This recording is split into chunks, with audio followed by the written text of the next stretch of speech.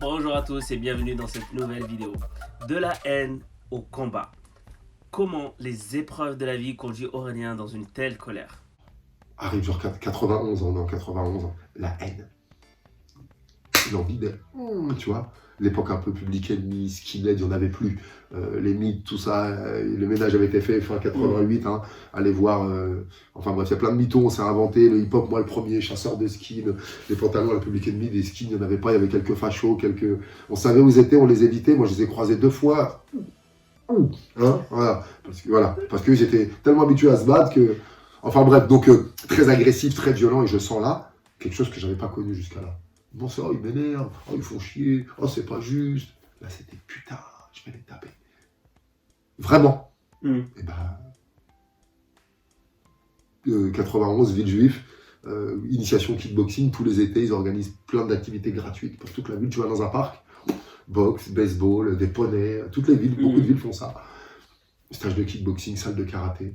Après 4 ans de basket où j'avais été en dessous, je remonte à la salle de karaté où j'ai commencé. Le stage avait eu lieu là. Il n'y avait pas de salle de boxe à Villejuif à l'époque. Ils s'entraînaient au collège Guy Moquet, dans un truc qui n'avait pas de plafond. Et là, je vois avec Patrick Réa, ancien para, garagiste, moustache, short de kickboxing. 1991, hein. Francis Amdaoui, un petit peu rondouillard, ancien de la savate, boxe française.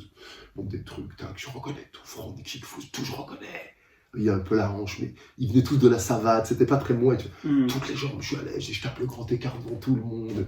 La vitesse du basket, c'est limite, je touche le plafond avec mon pied, tu vois. La détente du basket, et je touchais à 3, je touchais à combien? À 2,50 m avec mon genou.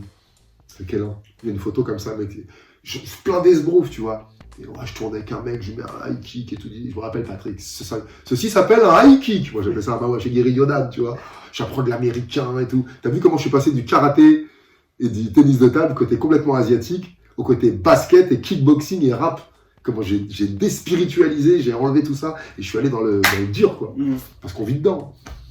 Et là, bah, je m'inscris au kickboxing.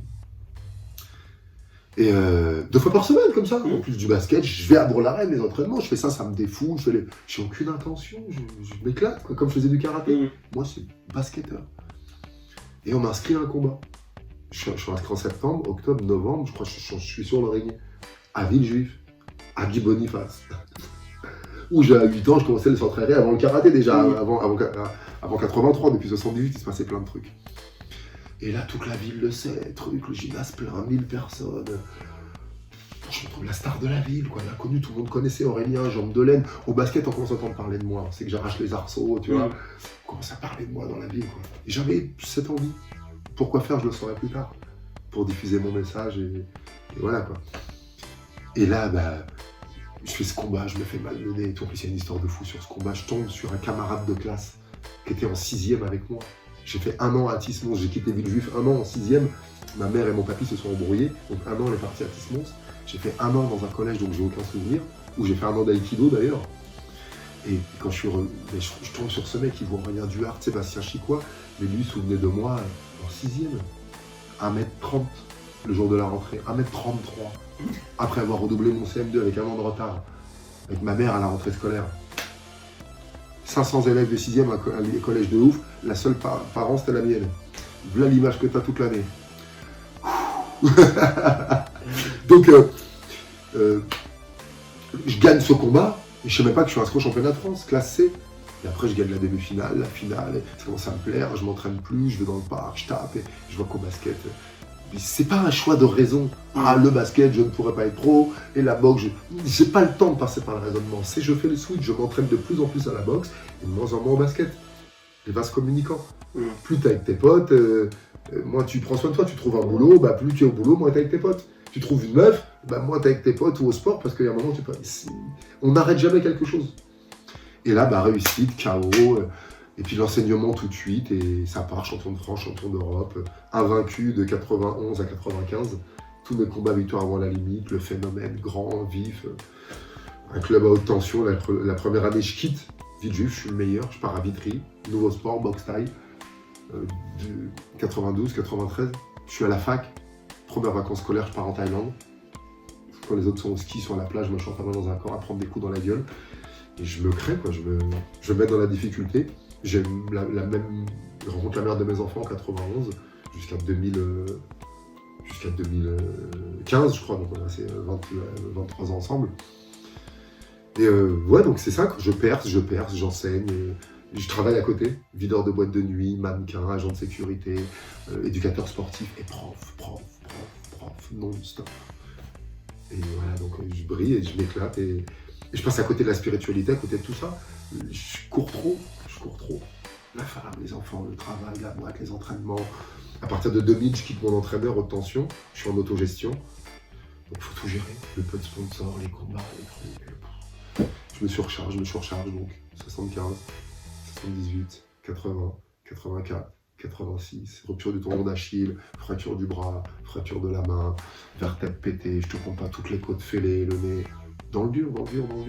Comme quand j'étais petit. Ouais, ce que j'allais dire, on revient en arrière. On revient, mais et après la force de me casser, fin de carrière, oh, c'est bon, j'ai mal partout.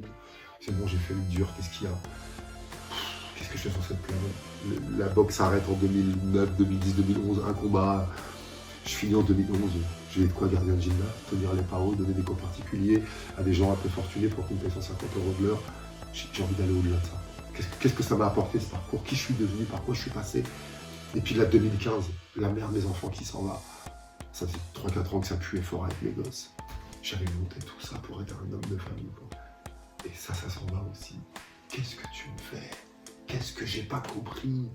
Qu'est-ce que j'ai pas appris sur l'abandon, sur l'attachement, sur qu'est-ce qui se passe? Et là, je reste en 2015, il n'y a pas très longtemps. Nous passons notre temps à évaluer les différentes facettes de nous. Nous les critiquons, nous les mettons en avant. Ou pire encore, nous les jugeons, nous les rejetons. Comme si nous ne voulons plus que ces parties de là existent. Nous avons vu comment Aurélien a évalué sa colère et comment il l'a transformée en réussite.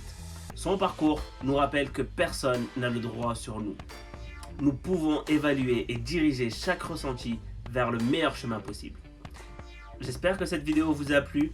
N'oubliez pas, demain à 11 h sur Facebook et 18 h sur Instagram. Je vous souhaite une excellente soirée à tous et je vous dis à jeudi.